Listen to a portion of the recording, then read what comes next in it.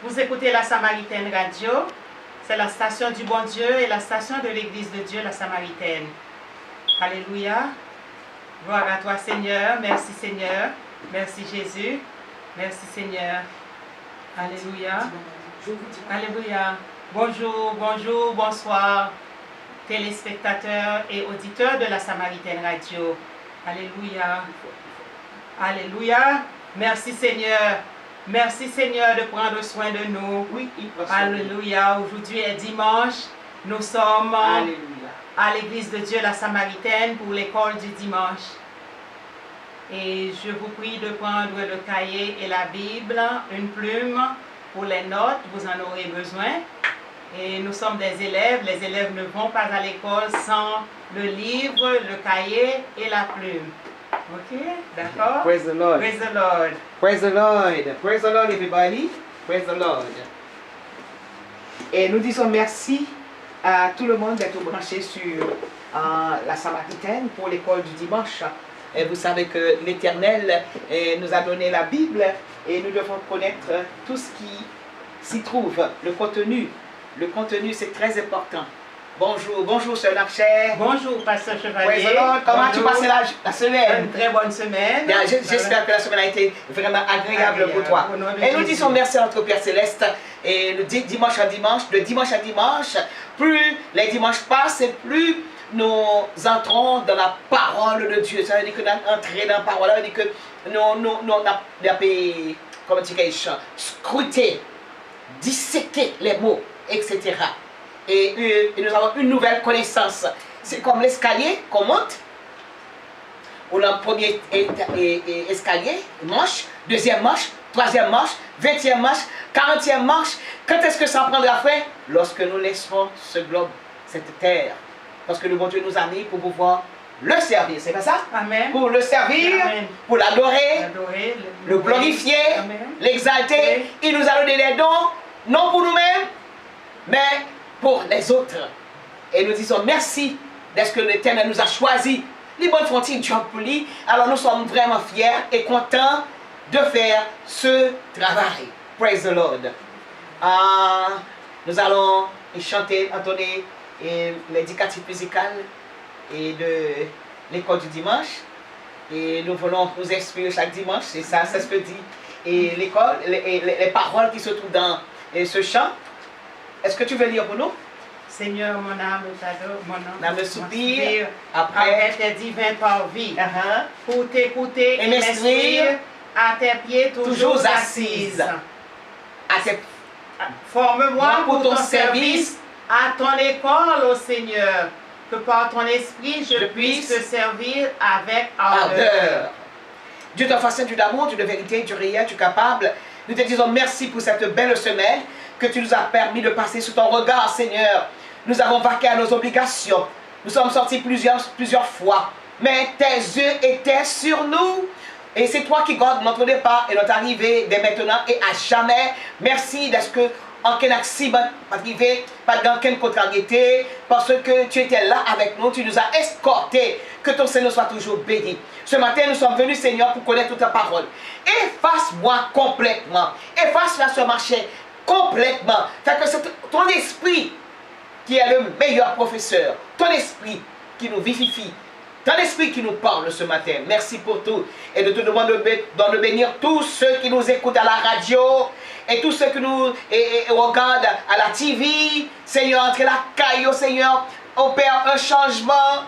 Papi, fait qu'il mémorise les versets et fait qu'il scrute la parole. Fait que retourner sous les versets que nous avons, Seigneur, retourner sous eux afin de pouvoir méditer, parce que nous devons grandir. Merci pour tout, Seigneur. Et nous te demandons de bénir tout ce qui se fera ici à l'école du dimanche.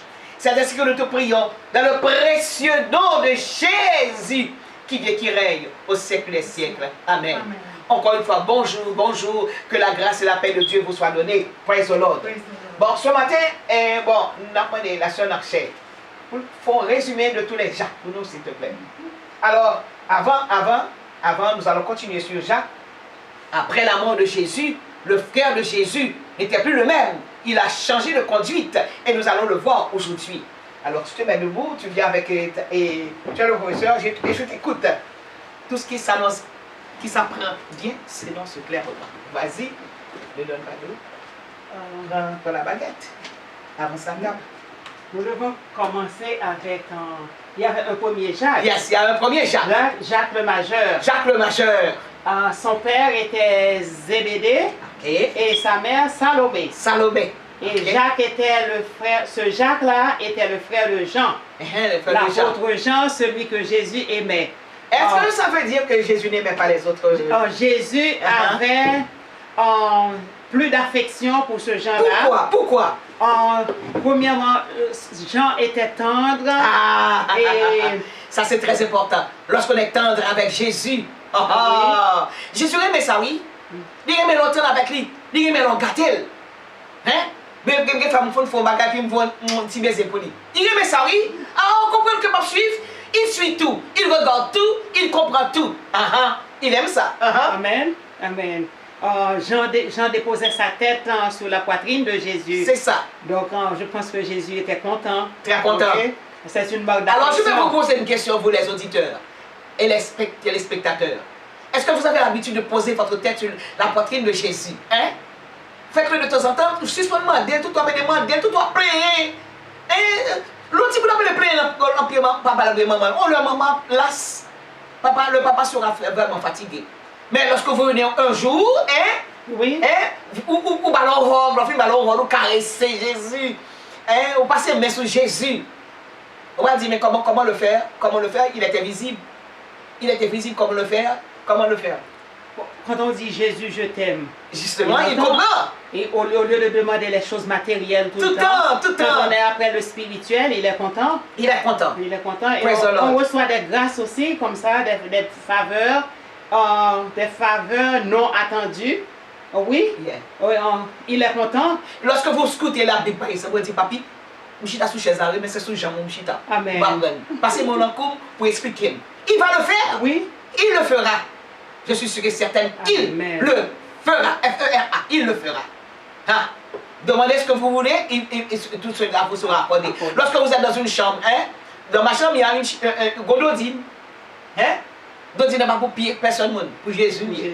Il dit, Jésus, mal, l'homme va arriver, il va finir grémer, il va finir content. Il dit, Jésus, mal, faut chita. Et puis, il dit, il me chasse sur l'odine. Il me chasse sur le chambre, il me dit, mettez le bagage. Et puis, il n'y a pas de réponse. Amen.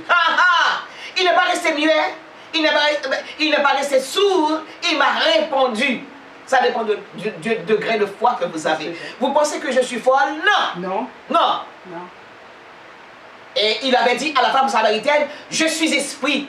Il faut que ceux qui m'adorent, m'adorent en esprit et en vérité. Oui, vas-y. Alors nous parlons de Jacques le majeur. Jacques le majeur. Et nous avons parlé de Jean qui menait toute bagaille ça. Jean, le disciple que Jésus aimait. Vas-y. Amen. Et ensuite, il y a Jacques le mineur. Non, avec Jacques le majeur. J'ai dit que son père était Zébédée. Et il était un entrepreneur. Parce qu'il avait une entreprise de pêche. C'est ça. OK? Là où l'on vend les poissons. Yes. Ils étaient tous pêcheurs. OK? La mère était Salomé. Et Salomé était parente à la mère de Jésus. C'est ça. Donc Jacques et Jean étaient cousins de Jésus. Cousins de Jésus. Amen. Et ensuite, quel tempérament il avait? Ok, Jacques était un peu...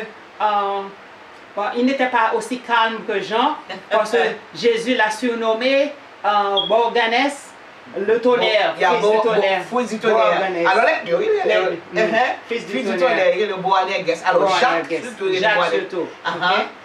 Et pourquoi est-ce que Jésus leur avait donné ce surnom? Pourquoi?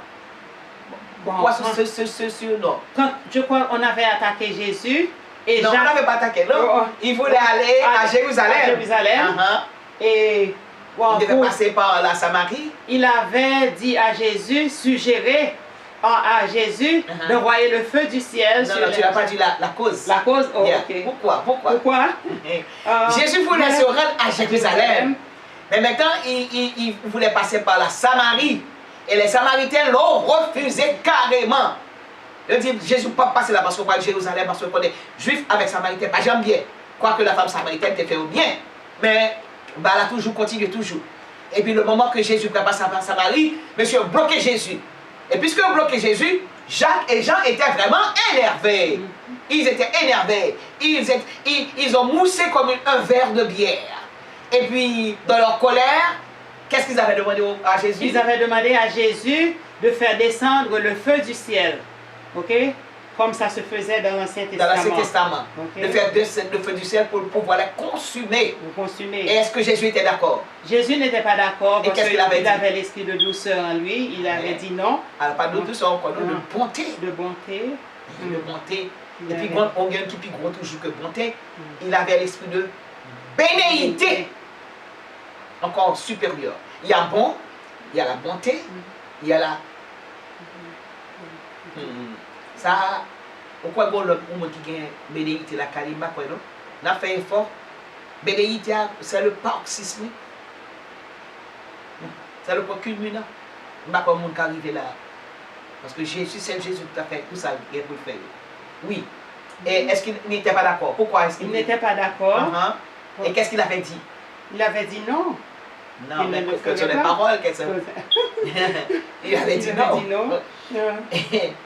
Il avait dit que est-ce que Satan s'est emparé de vous? Okay? L'esprit qui vous porte à demander à ce que je fasse descendre le feu du ciel, cet esprit n'est pas de Dieu, c'est un esprit malin. Esprit malin. Donc il avait refusé carrément. Il a dit, on connaît qui esprit qui anime là pour faire tomber du ciel. Je suis venu pour racheter les enfants d'Abraham, les fils d'Abraham, m'a venu pour me porter la peur et la destruction. Je suis venu si tu étais pour apporter la paix et la vie. Je donne la vie et la vie en abondance. Donc Jésus a refusé carrément d'exécuter ce que les filles de Zébédée avaient demandé. Surtout Jacques, qu'on appelle Boanerges, signifie fils du tonnerre. Ok? Et comment il est mort? Jacques est mort en martyr. Oui. Comment martyr? Il était en prison. Et puis on l'a assassiné. On l'a assassiné, on l'a poignardé. Oui. Avec une épée, il a tué monsieur à côté épée. Et comment s'appelait celui qui avait donné l'ordre de l'exécuter? Si je ne me trompe, c'était un des Hérode. Il y a Hérode le Grand. Hérode le Grand. Donc c'est lui qui avait exécuté, c'est le premier à être à avoir une mort aussi terrible. Il est un martyr, le premier martyr. Donc c'était vraiment Jacques. On l'a tué, on l'a assassiné sous l'ordre de Hérode, qui était aussi juif comme lui. Mais puisqu'il était sous le gouvernement romain, il était principal mais agi pour tuer frère, homicide. Praise the Lord. Donc c'est ainsi qu'il est mort. Et ensuite, il y a Jacques le mineur. Jacques le mineur. Et son père, c'était Alphée. Et Alphée ou Clopas. Clopas. Et sa mère, c'était Marie.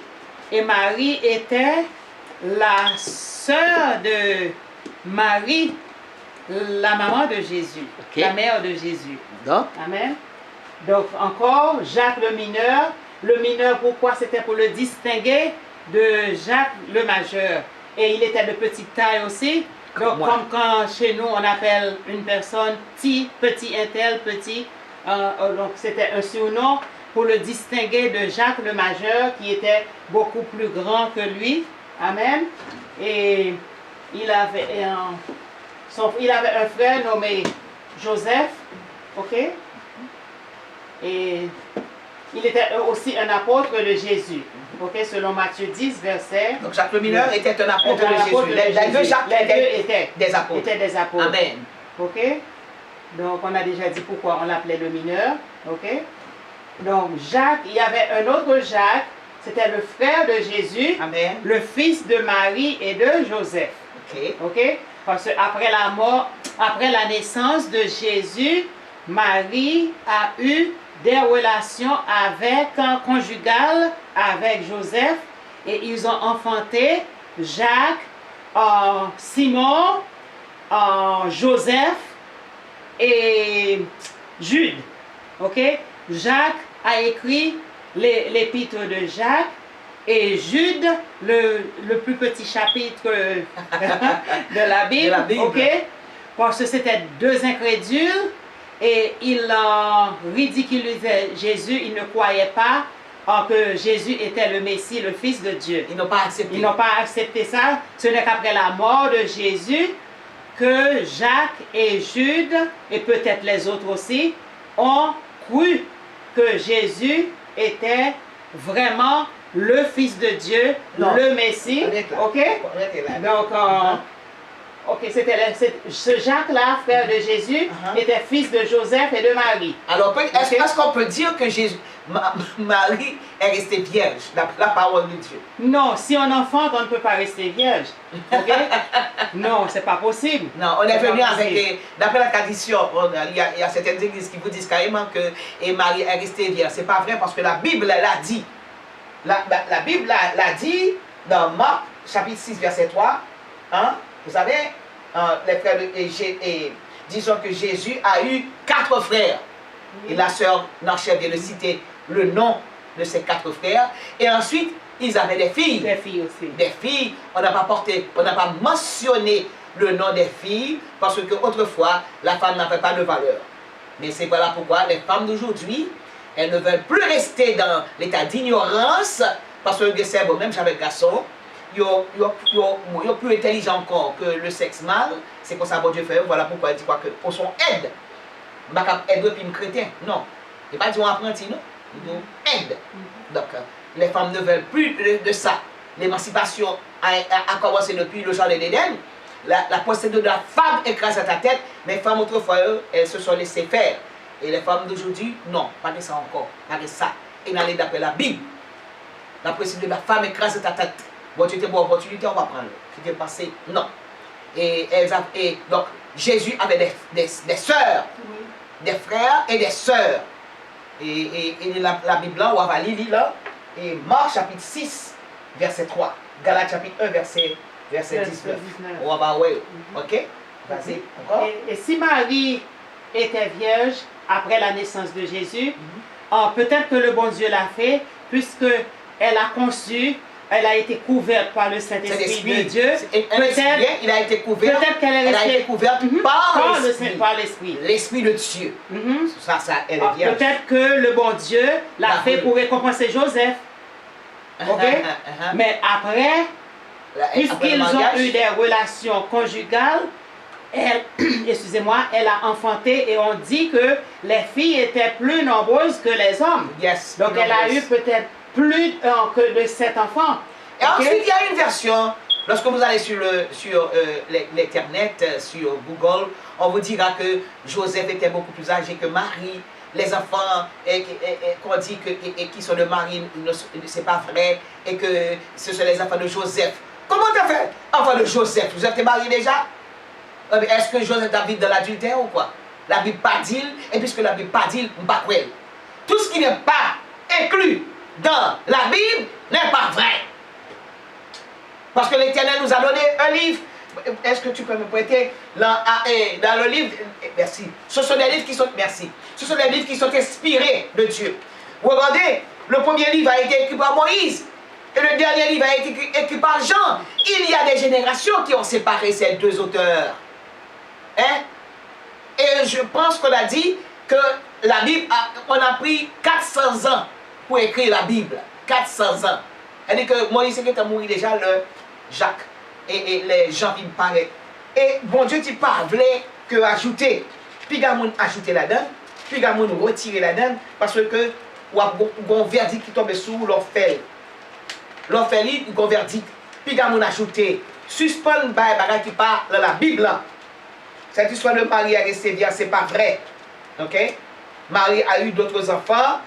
Et ensuite, je dis que Joseph, ton vieillard, c'est pas vrai. Ok? Il dit, le dernier chapitre, ou du moins, la dernière page qui se trouve d'Apocalypse, je le déclare à quiconque entend les paroles de la prophétie de ce livre. Si quelqu'un y ajoute quelque chose, Dieu le frappera de quoi? Le fléau décrit dans ce livre. Il dit, si quelqu'un ajoute, mais écoutez, nous prenons ça que Joseph, et petit Joseph, il n'est pas petite Marie. Alors que la Bible dit, le Jésus dit, son fils premier-né. Donc si on fils premier-né, il y a un petit monde derrière. Si quelqu'un y ajoute quelque chose, Dieu le frappera des fléaux décrits dans ce livre.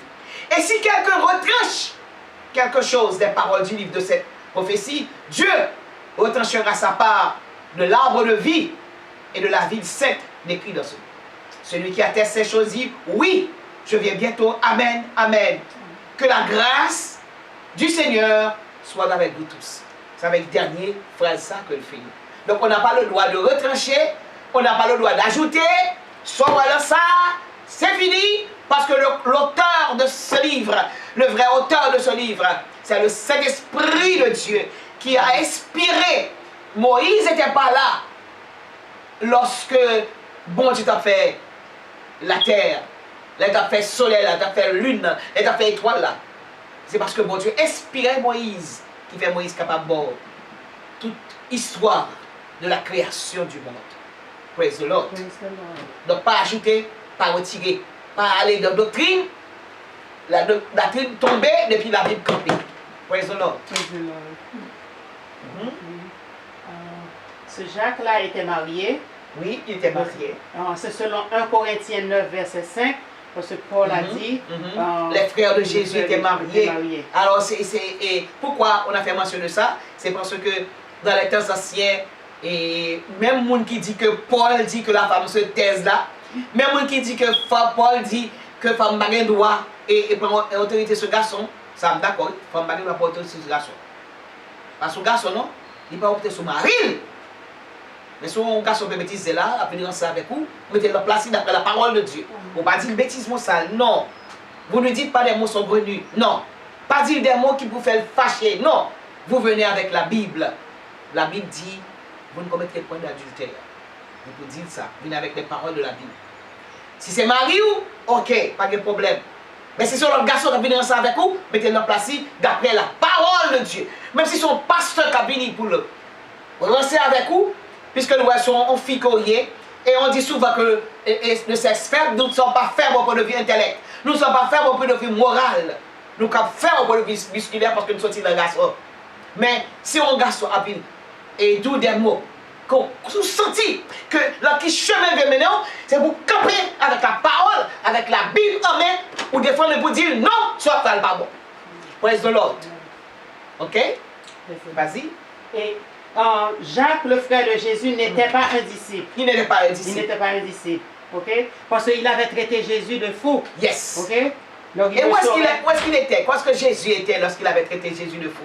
C'est dans Marc 3, verset 13 à 21. Verset 13 à 21. Alléluia. Praise the Lord. Come. Jésus enseignait et c'était dans la synagogue? Oui, dans la synagogue.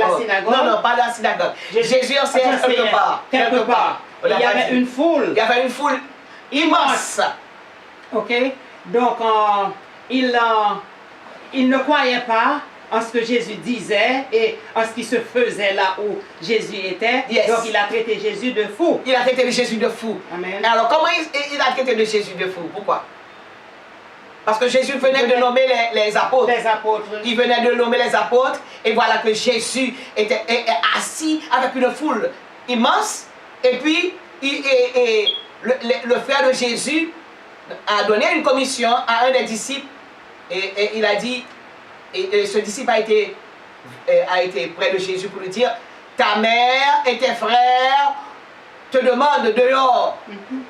Et puis Jésus sentant que cet esprit n'était pas de Dieu, il a répondu, qui sont mes frères? Qui est ma mère? Et puis il a pointé les disciples, il dit, ce sont ceux qui écoutent la parole mais qui la mettent en pratique. Amen. Voyez? Et après, il a traité Jésus de fou. C'était un fou, ok? Ok, donc on s'est arrêté ici la semaine dernière. Yes. Et aujourd'hui, nous allons Après la mort de Jésus. Okay. Voyez, les frères de Jésus n'étaient pas des disciples. Ils n'étaient pas des apôtres. Ils ne croyaient pas en Jésus lorsque Jésus était vivant. Lorsque Jésus était vivant, ils ont vu tout. Ils ont vu tous les miracles qu'avait opéré Jésus. Voilà pourquoi, vous qui êtes pasteur, sous ta ni frère ni soeur, pas et maman, papa ou bien au monde qui l'en race ou pas occupé ou, pas comprendre que sont insuppliés. Non, non, non. Au contraire, vous priez pour eux, vous êtes capable de marcher sur le même chemin avec vous. Aujourd'hui, merci, et Sœur Larcher, je te donne 10 sur 10. C'est très bien. C'est très bien. C'est très bien. Je te donne 10 sur 10. Maestro, nous comptons. Praise the Lord. Praise the Lord. Mais maintenant, nous allons continuer avec Jacques, le frère de Jésus, après la mort de Jésus. Tu peux voir. Ok? Après la mort de Jésus. Jacques, après la mort de Jésus. Ça vous paraît bizarre de voir Jacques qui priait après la mort de Jésus. Le voilà, cet incrédule qui s'est converti au christianisme.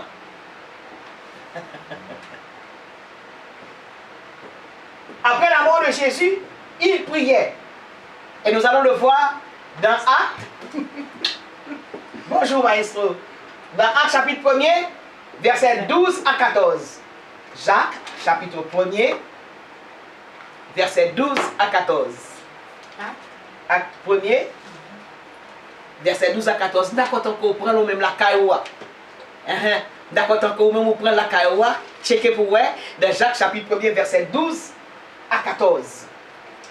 Je lis. Alors, ils retournèrent à Jérusalem, de la montagne appelée des Oliviers, qui est près de Jérusalem, à la distance d'un chemin de sabbat.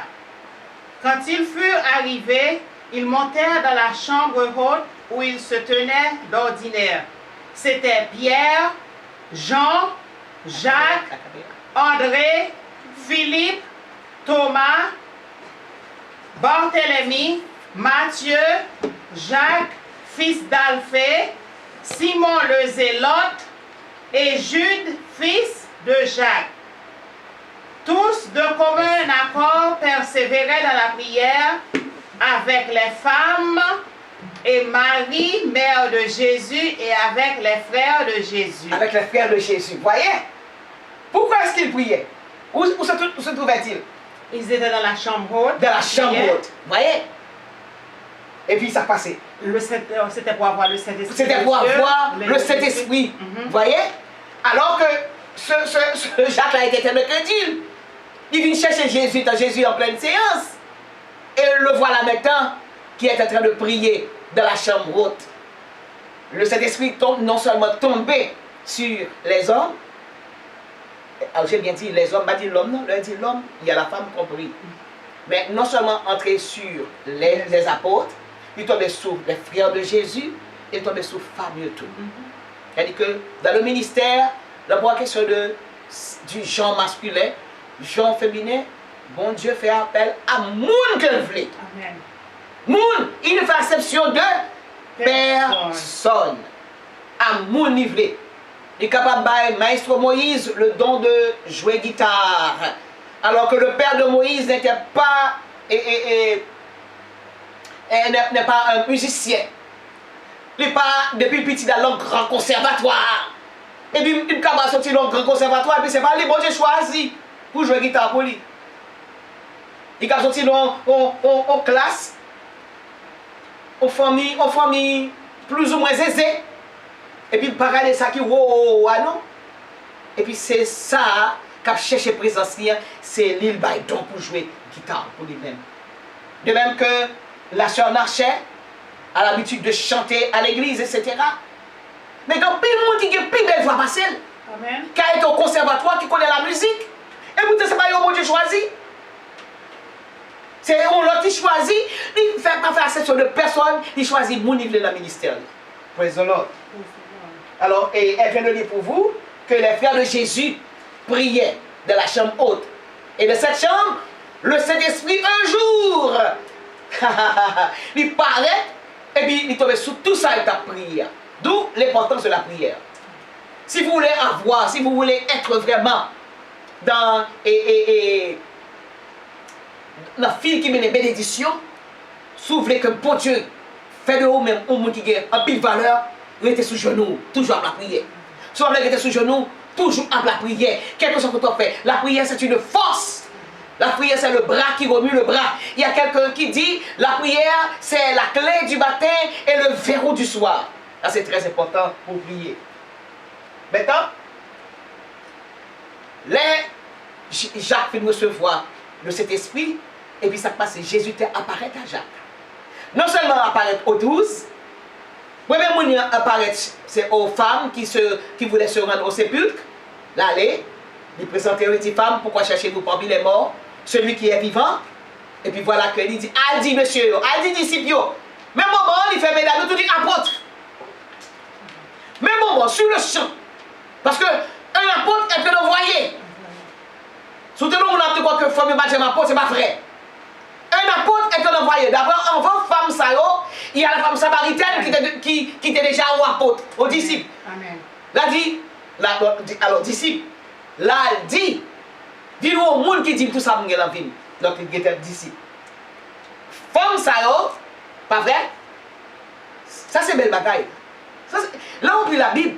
C'est pour toujours demander Dieu l'esprit de discernement. Parce que ce ne sont pas les femmes de la fontaine que vous êtes en train de lire.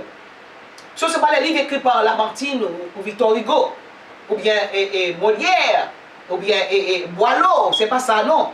Racine Boileau à la fontaine de Molière. Non, c'est pas ça, non. Ce sont pas qui est beaucoup plus haut. Encore, la Bible. La Bible, ce sont pas qui est beaucoup plus haut. Voilà que Jésus fait, mesdames, des apôtres. Parce que qu'est-ce qu'un apôtre? Un apôtre est un envoyé. Un apôtre est un envoyé. Lorsque vous consultez le dictionnaire Larousse, lorsque vous consultez le mot apôtre, il vous dira carrément envoyé. Donc, puisque Jésus t'est voyé, mesdames, a dit monsieur, a dit disciple, que les ressuscités, in facto, ces femmes sont devenues des apôtres. Et, d'après tout dire encore, Jésus t'apparaît non seulement à Thomas, il apparaît non seulement aux disciples, non seulement aux femmes qui étaient venues sur cette tombe pour pouvoir embaumer le corps de Jésus, eh bien, nous voyons que Jésus apparaît à Jacques tout. D'abord, les petits oiseaux pour nous. 1 Corinthiens chapitre 15, versets 4 à 7. Pas oublier, non?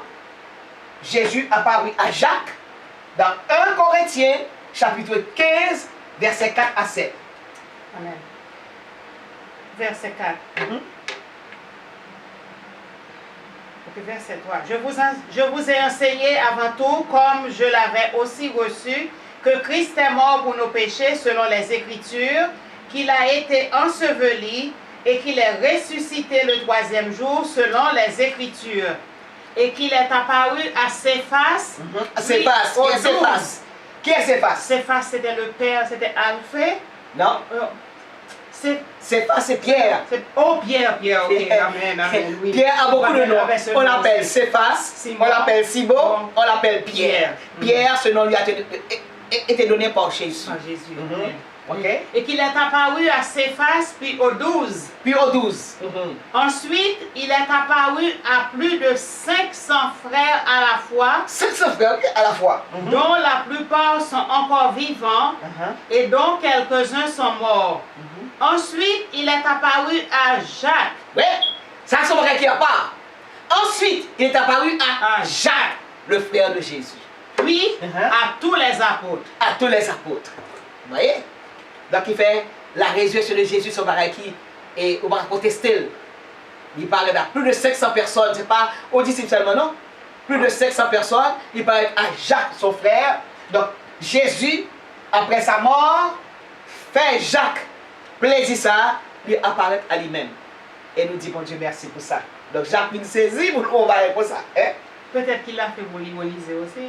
Non, Dieu n'a pas fait pas comme ça. Hein? Non. Vous dites, me voici, ok? Me voici. Non, Dieu aime convaincre les gens, vaincre et convaincre les gens par la douceur. Et non, pas esprit de vengeance. Ou bien non, je ne dis pas vengeance, avec le sens de l'humour. Ok. Bon. Et maintenant, après que Jacques saisit pour louer Jésus ressuscité, hein, maintenant il est devenu un croyant. il est devenu pas plié. Non, dans ça, c'était le principe, ou du moins la philosophie des piqûres qui battait son plein. Tout est un pas ouais, pas quoi. Donc, pas oublier que dans le temps ça, le temps que monsieur était vivant là, c'était le matérialisme. Vous voyez? La philosophie du matérialisme qui battait son plein. Si je ne vais pas toucher, si je ne vais pas prendre vers ça, si je ne vais pas vers ça, c'est que vers n'a pas existé. Et pourtant, bon bagage que les philosophes oubliés. Vous ne pouvez pas voir le vent. Et pourtant le vent existe. Ou elle a fait craser la, briser. Mais vous ne pouvez pas j'aimerais vent. Il manifestait la réaction, mais je ne pouvez pas vent. Donc ça, et les philosophes étaient pliés par ça, on ne voit pas le vent. On ne voit pas la parole.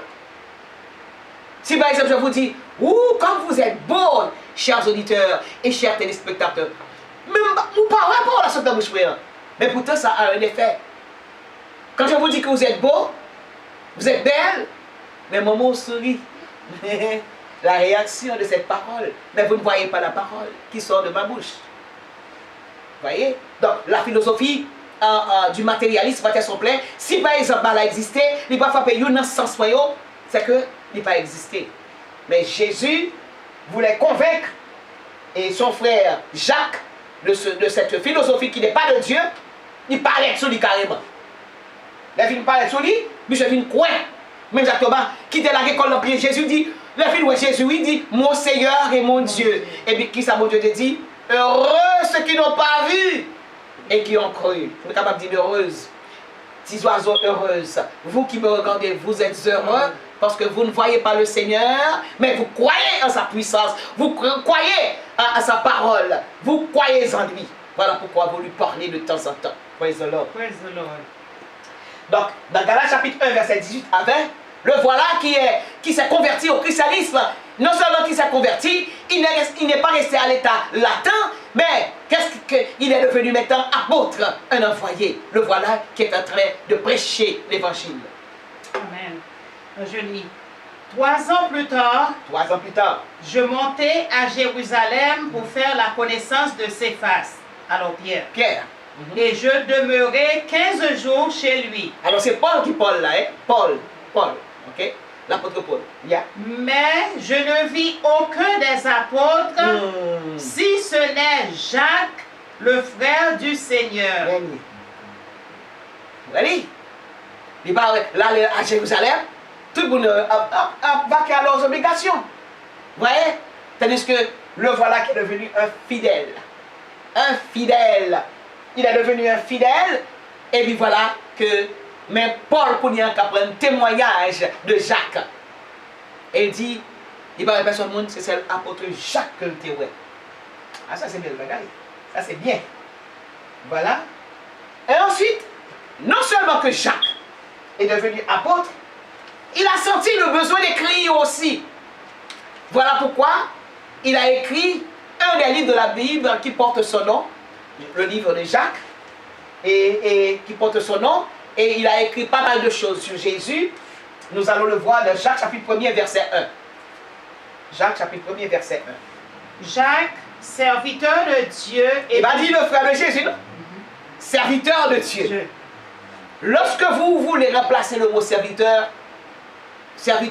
quel est le synonyme de serviteur ici? Esclave. Serviteur bien esclave. Soit le scofilon de l'abdou, moi, Jacques, esclave de Dieu. Le semeur tout du même bagala. Ok, vas-y. Jacques, serviteur de Dieu et du Seigneur Jésus-Christ, aux 12 tribus qui sont dans la dispersion. Salut. Hein? Mais qu'on voilà que l'on écrit pour l'Éternel. Lui qui ne croyait pas, pendant que Jésus était en pleine séance, lui dit, et il voit et dit, mais il faut obtenir nous dehors. Mais mais Jacques a écrit pour raffermir. Mais Jacques a écrit aux disciples d'alors. Mais Jacques a parlé, a parlé enseignement. Ça c'est belle bagarre. Jésus transforme vraiment. C'est lui seul qui peut transformer. Et puis, verset 1. Ok, verset 1.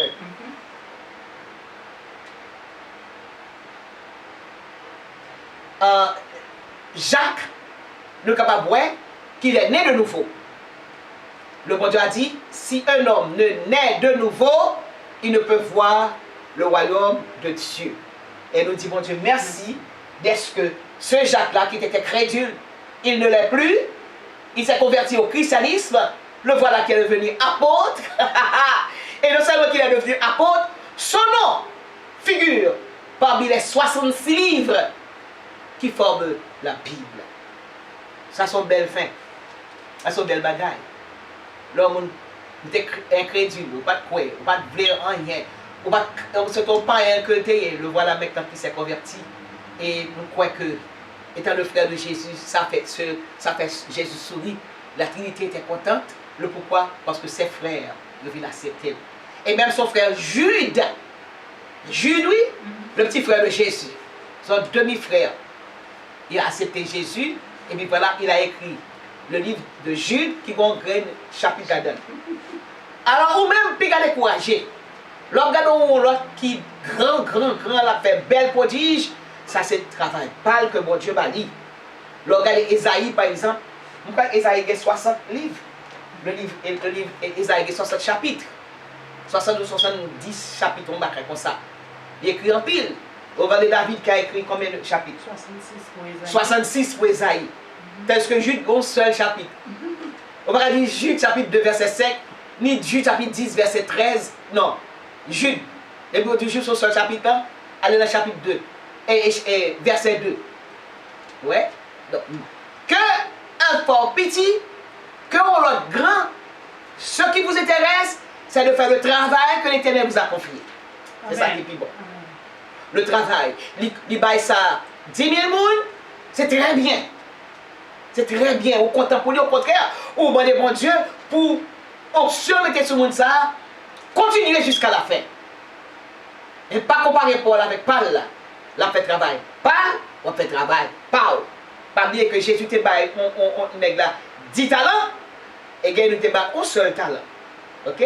Il baillé 10, il baillé un seul. Donc, ou même qui est un seul là, pas comparé à 10 là. Un seul bagaille, un seul là, travail. Travail pour mon Dieu. Travail. Pas jamais lasser, travail pour mon Dieu. Et puis pas comparer vous avec l'autre monde.